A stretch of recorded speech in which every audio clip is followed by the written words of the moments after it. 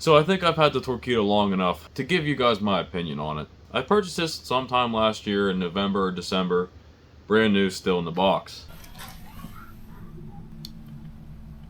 I did get a discount because I did not buy it from Torqeedo. I bought it from a private party. I knew I was in the market for some kind of motor at some point for this year because I understood what it could do for my fishing, especially where I fish at, which is the Youghiogheny River. It's a small river, and some sections are pretty rough. This is kind of bad. Oh, we're getting wet.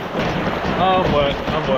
We're going sideways. And my main goal for the Torqeedo was to be able to launch my boat, travel upriver, to see more of the river that I've never seen before, and get me to places people have never been. This is the 403, not the 1103. So this is the 400 watt motor. There are reasons why I went with the 403 over the 1103. To me, the 1103 was just a little too big for what I wanted, and bigger means more battery consumption. That motor draws about 3 times the power that this motor draws. And with this motor, I knew I could get somewhere around 5 miles an hour with the boat that I have, which is the Aquaglide Blackfoot 130 inflatable. It only weighs 40 pounds.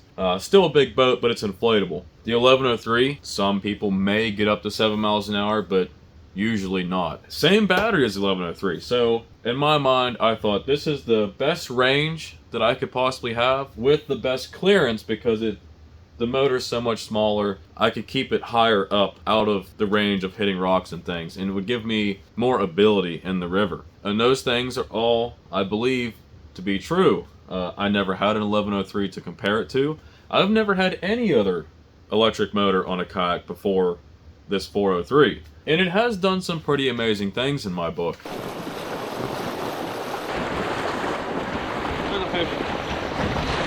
Not small. Not small. That's a nice fish. If nothing else, the Torqeedo is actually an investment in saving me money because I get to go get my lures back.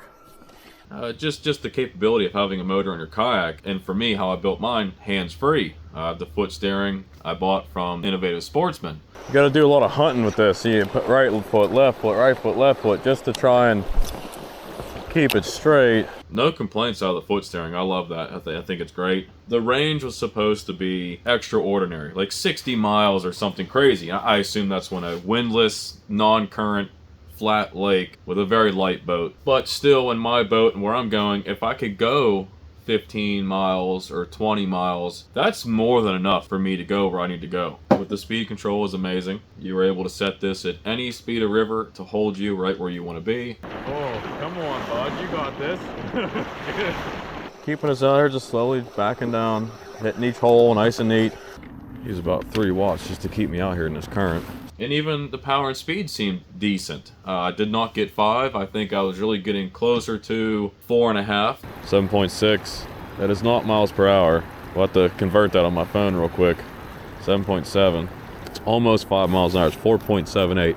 Which, that's plenty. Honestly, it's plenty. You know, how much time are you saving by going 6.5 over 4.5? You're still technically slow. And I'm not a tournament angler. I don't care. I need to get to a spot. My game is really hunting for a big fish, mainly smallmouth. Big. Oh, it's a giant.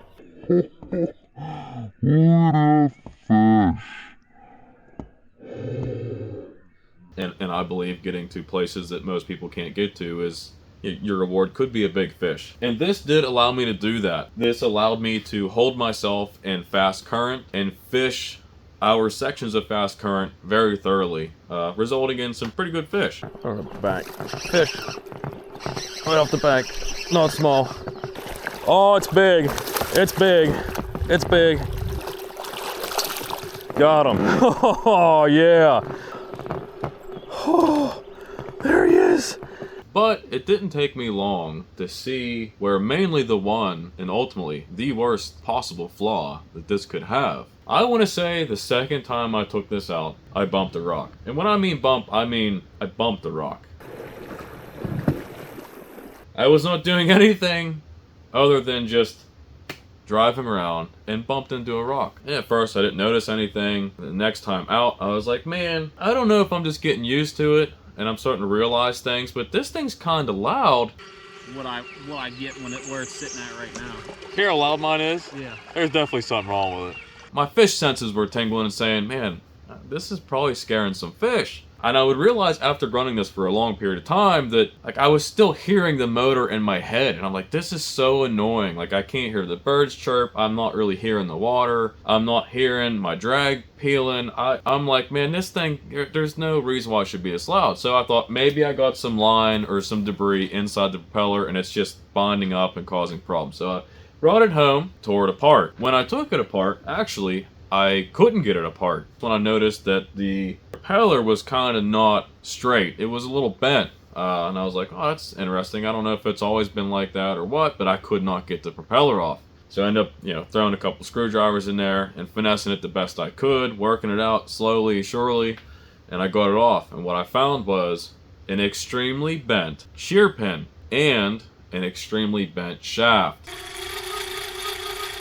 And I took a step back and looked and I was like, hold on a minute. You mean to tell me this motor has a 1/4 inch shaft with an 1/8 inch hole for the shear pin? And my engineering side of my brain went, are you kidding me? I just paid $2,000, which is actually $500 cheaper than buying a new one, on top of tax and things. So you're really looking at probably $2,700, $2,800 for a new one. And this thing has a 1/4 inch shaft on it. I immediately was pretty frustrated. Actually, I was pissed. And this is nothing against the person who sold it to me. This is nothing against Torqeedo. Well, yes, this is actually something against Torqeedo. I have no plans on working with them, nor would I ever after seeing this. For selling a product at this price, and you put this flimsy shaft on something that's so expensive, it's a disgrace. I've been my own mechanic for my whole life, basically. I've been a welder fitter. I've worked in industrial stuff. I've fixed a lot of things over my life, and the size of that shaft is complete bullshit. I straightened out the shaft the best I could. I cleaned up the shear pin the best I could, straightened it out, put it back together, and I said, well, I'm just gonna run it until it dies. Well, and then here is a pro to the Torqeedo. I've run it many times after I bent that shaft for a long time. It's never died. I thought for sure, well, I got a couple more trips and it'll probably kill itself. No, it never killed itself. It still works to this day. I did some researching. I thought, okay, well, let me rebuild this thing. Let me see how much a rebuild kit is. I said, Torqeedo, big name brand, probably going to cost me $1,500 to get a new motor or $700 to rebuild it. So this is where the love-hate thing started, right? I loved it in the beginning because it made me capable of doing things that no one else can do. Then I learned to hate it when I realized that if you bump a rock or a stick, you bend the shaft and it starts getting extremely loud. And then I began to love it again because I found a rebuild kit. Actually, it's a gearbox that holds the shaft, and on Torqeedo's website, it was $135. I was like, oh yes, okay. Let me get another shaft, and then I will build the rock guard. So when I bought this, I was warned to put a rock guard on this to protect the motor. I've had trolling motors before. Never dealt with these kayak motors before, and so my first thought was, I've never had an issue with a trolling motor. Why would this smacking a couple rocks really hurt it? Yeah, I've had trolling motors. You just beat them in the rocks full speed and they're totally fine. They just keep on kicking. So at first I did not have a rock guard. And one of the main reasons was no one at the time made a rock guard for this motor. Of course, Innovative Sportsman at some point, I have been told they had one for a 403, but when I went there, I could not find anything for that. So I thought, yeah, I could probably make something. But my concern was, you have this lightweight aluminum shaft that's just a round shaft. How am I supposed to use that to make a rock guard? The 1103 has a wedge style shape to it, and it gives you something substantial to bolt something to. So my thing was like, I'd rather kill the blade than bend this shaft. That may be some stupidity on my part because this shaft does seem to take abuse just fine, especially how I've made my rock guard. And so I want to make a sleeve of some sort over top of this to spread out the load on an impact of a rock so that I'm not kinking this shaft or bending this shaft. I don't want to just throw a U-bolt on here because that's gonna kink this shaft itself, let alone hitting a rock.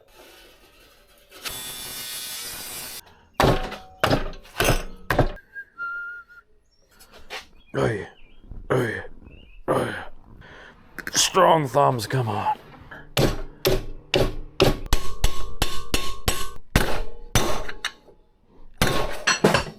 Ow. By the time this thing clamped, it might be good.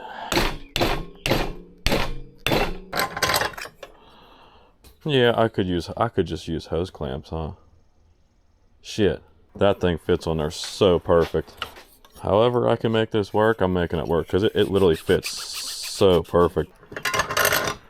Actually, that is actually perfect to have that like that, so that the bolt is always going to be clamping at some. That was probably the hardest part of this. You know, when I first made this rock guard, I just had the two main bars that come down in a V away from the motor, because that's how the rock guard for the 1103 is made. And I thought, well, I'm just going to copy that, make one, and then I'll be safe. I'm going to bend this about 3 inches. See, something like this.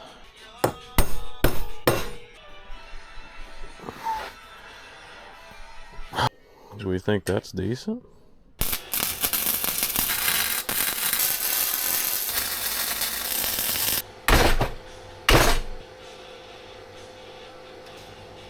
These are looking pretty decent.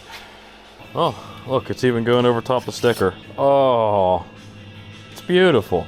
I ordered parts for my Torqeedo because it got really loud because I smacked some rocks and didn't have a rock guard. Now we have a rock guard. So what I'm going to do real quick is I'm going to plug her in, get her running, get a sound test so you guys can hear how loud it is. Then I'm going to rebuild it and see if it makes a difference. We're going to do this at different speeds because it gets louder at different speeds.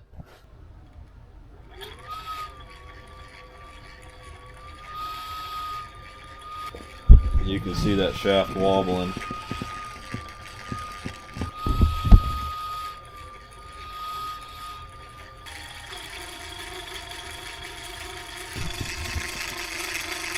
Very annoying.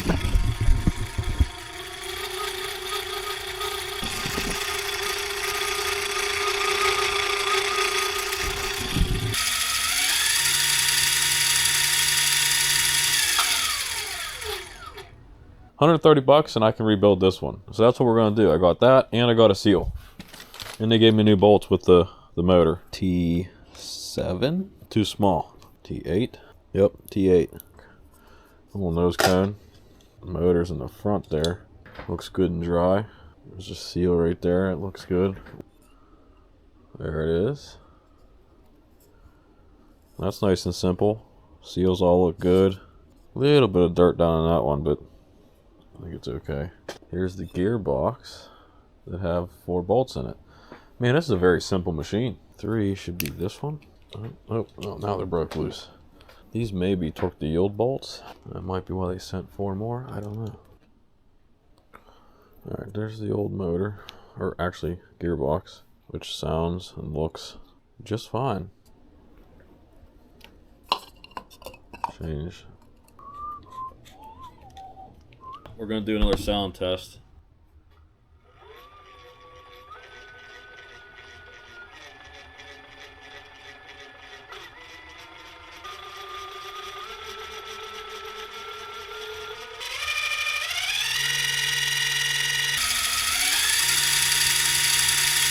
Well, it's better than it was. And then this is where the hate comes back in again. So, on my very first outing, I was still being careful. Well, what I found is that V-shaped design channeled it right to the rocks. That V-shape would find a round rock and it would shift on the rock and then drive the motor right to that rock. Oh, we're hitting bottom. Well, the rock guard's doing its job, honestly. And he's... Oh, nope, still aired out. Brand new shaft, already hit a... Turn off, dude. What the f? Rock guard didn't save it. And first outing out, bent the shaft again. So now I'm back to hating it and thinking, why would I go and spend this much money on something that is falling apart every time I take it out? So someone had mentioned, you know, maybe putting a weaker shear pin in it so that it shears the pin and not bent the shaft. Well, on that day I tried that also. I actually took a clothes hanger, which I found to be much more malleable and weak than this seemed like hardened stainless steel something or other shear pin. So when I had that shear pin in there, eventually that shear pin did work. Yeah, shear pin broke. Luckily I put another one in there. It did what it's supposed to do, so that's good. It did shear, but not after the shaft bent again. So yes, a closed hanger is better than the shear pin they give you because it will break, but I've tried plastic ones and they just break under load. I couldn't find a shear pin that really stopped it from happening. So what I did is I went home, and that's when I made the shroud. I told myself, there it is. Can't possibly kill itself and hit a rock anymore. You know, I never changed the shaft since doing the shroud, but I've still had instances where even with this shroud, what happens is if you're digging into smaller rocks and you're going forward, it will actually scoop up some of the smaller rocks, get in there, and I've still had it shut the motor off. I don't know if that was enough to bend the shaft again because I hadn't replaced the shaft at that time. And so one of the biggest side effects to doing this shroud was I lost a good bit of speed. Yeah, so I made this thing a lot heavier with this guard, but seemingly is the only way to keep it from destroying itself on the very moment it hits a rock. Reverse definitely works better than it did before. Alright, let's get down to 0 miles an hour. Is it faster? Seeing 4 miles an hour. Steering is definitely better than it was before. By a lot.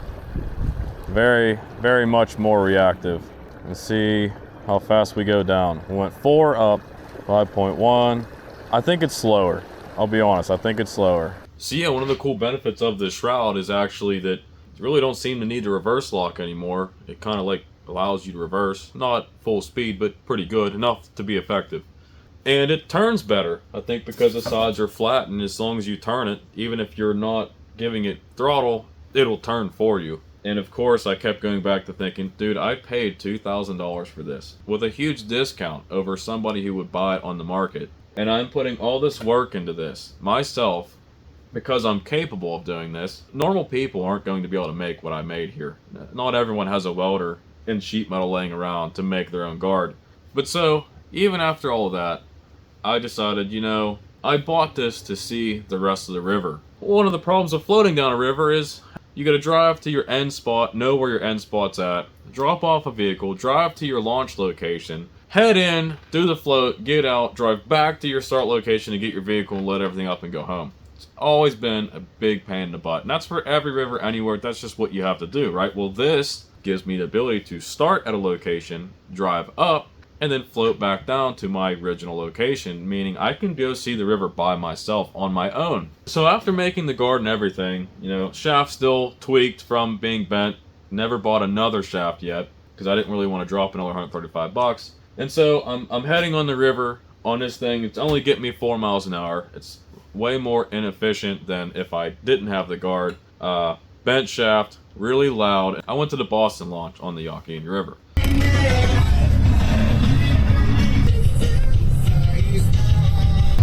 Wow, this is like a lake.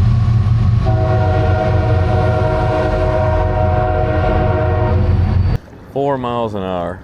Don't think we're gonna do good fishing because I've never fished this spot and it's totally different than what I'm used to. See, to me, this part of the Yacht just feels like basically an extension of the Mon. Little guy, and he come off. There's a fish. It's not a bad fish.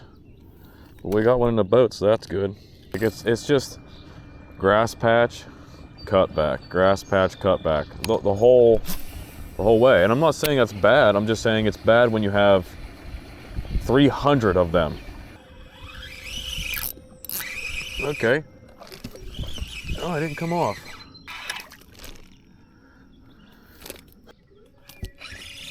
Little guy.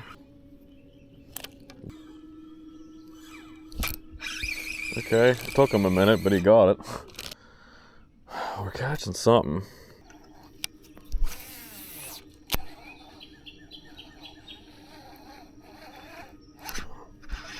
That's very small. Well, it's actually bigger than all the other ones, I think. Well, I would not consider this big. Medium. About what I expected. I went to take my GoPro battery out and it swelled up and ripped the top off. Barely got off. It's 1,000 degrees.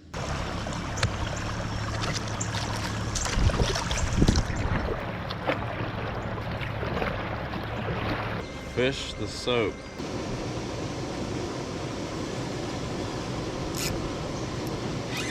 Good smallie.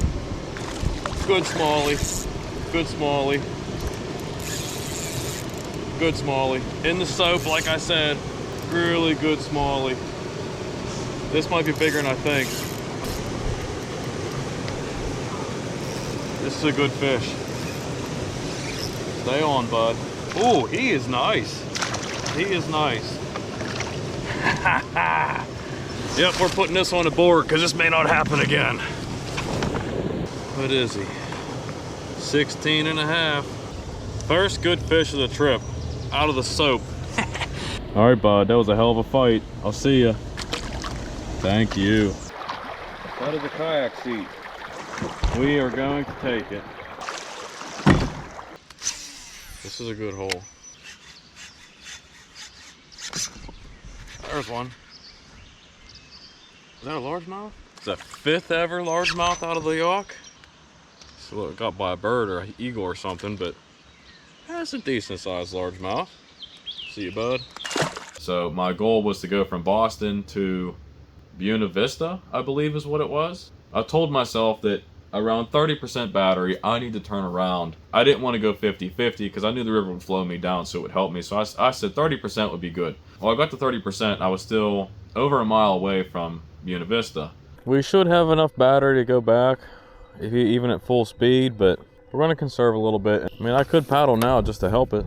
But so on the way back, driving down, actually trying to conserve my power a little bit, setting it to 200 watts at first and then 150 watts and trying to paddle with it because I kept looking at the distance it said I was going to get and trying to balance that out so that I could drive all the way back to where I started. And it just wasn't happening. I even found that to be very inaccurate. That we have 3.2 miles to go. This says we can get 3 miles at this speed, 140 watts. That just makes this trip last a whole lot longer. I don't know if we're gonna make it. I guess we can help it. It says we can get 2.1 miles right now, and we need 2.3 miles, so we might make it at this pace. Oh, we're not making it. We got like 2 miles left to go, and it says we can get 0.8. Even with me cutting it down to 100 watts and paddling, it still says we ain't gonna make it. Dude, I have a long way to go. I would set it to where at my current speed and my throttle rate that I would get X miles. I would check the map and say, okay, I'm gonna make it, and then still paddle with it. And I came up like probably 2 miles short. That says 0%. We shouldn't even be doing what we're doing now. I mean, I see the bridge, but dear God, that's still a long ass fucking paddle. Maybe a mile to 2 miles short. I'm not sure exactly how long I was short, and having to set this motor just barely on so that I can basically use it to keep my boat straight while I paddle, because with an inflatable, if you paddle, it turns a lot and it really hinders your forward distance. So left the motor on just barely turned to keep the boat straight, and I just paddled my butt off for a very long time. We made it. We made it with paddling. I need a drink. And after that, I said, this is not my answer. There has to be a better answer. And that is why you guys really haven't seen too many videos of me doing this type of thing in this motor, is I've never had confidence in this motor to be able to take me where I needed to go. Yeah, so that leads you into discussion. Okay, well, Ish, what are you going to do? Well, first things first, I'm going to rebuild this. I'm going to get the shaft for it. I'm going to get the gearbox for it. I'm going to rebuild it again. And my goal at this point is to sell this system.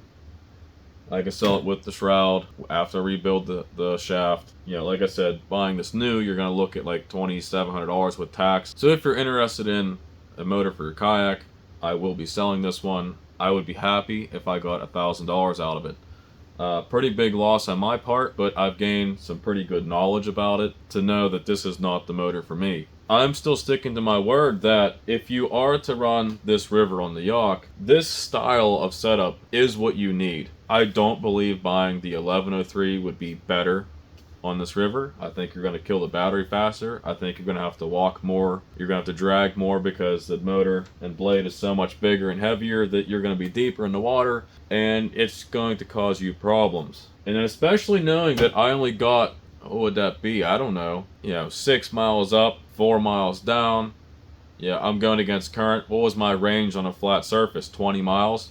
But with the 1103 sucking up 3 times as many watts, I can't imagine you would get anywhere near 20 miles with that 1103. I've never owned a 1103. This is just my speculation. But if you are going to buy a Torqeedo, I still believe the 403 is the best river motor. So if you're interested in buying this off me, I have my Facebook link in the description. Like I said, it's not ready yet. I'm going to be buying a shaft. When it comes in, I'm going to rebuild it. I understand it's technically kind of hard to sell something after I just trash talked it, but it is a good system. It just cannot take the abuse that I'm going to put it through. If you're a lake guy and you do lake fishing, this thing will be just fine. Leave this guard on it, don't hit a rock, don't hit any sticks, and that shaft will be perfectly fine. And if you want to run it without the guard to get the extra speed and efficiency back, don't hit anything with it. And definitely use a clothes hanger for your shear pin, and it will help you from bending that shaft. With that said, leading into my next steps, if I'm selling this, you're probably asking, well, what are you going to do? You just got done saying that you need a motor to do what you want to do. Well, there's another option out there that a lot of people are leaning towards because it's a lot cheaper, and that is a Newport. Very comparable in motors. They have a smaller motor setup and they have a bigger motor setup. Same basic wattages of a Torqeedo, same basic sizes. One of the benefits I've seen from reading is a Newport uses a normal style of battery. It's not proprietary like the Torqeedo. This is a 29.6 volt battery, 915 watt hours. The Newport, I believe, is sticking to like 36 volt, maybe a 24 volt system, so you could piece together some regular batteries. You have options at that point. You don't have to buy Newport's battery. You can buy whatever you want. You can buy a marine battery, a couple of them, put it together and get your voltage you need and run it, which allows you to adjust your capacity to whatever you think you need, and then also leaves you with a battery that you could use, understand that it's not good for you, and then sell it to somebody with a trolling motor. Even with a Newport being cheaper than a Torqeedo, I do not foresee me buying a Newport. If they're generally the same, they're generally the same. You might have shaft issue with a Newport, you may not. I have no idea. I've never owned a Newport in my life. This is just speculation.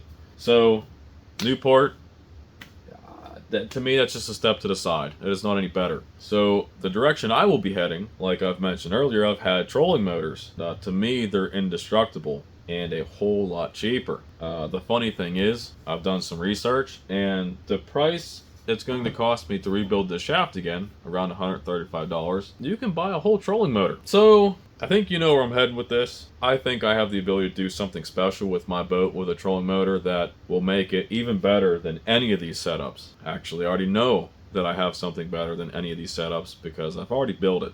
That will be in a future video. But for now, I hope this helped you in deciding for yourself whether or not you want a motor for your kayak on the river or wherever you fish. It's becoming a more popular thing, just like the e-bikes. And yeah, we're going to start seeing more and more boats on this river, or in every river, with a motor. It's just the way the world's going. They're going to get cheaper and cheaper and better and more efficient and more range. That's just the nature of the beast when it comes to things like this. So hopefully this helps you out. I appreciate you watching. I would really appreciate it if you leave a like and subscribe, ring that bell so you can get notified of my future videos. I will see you guys next time.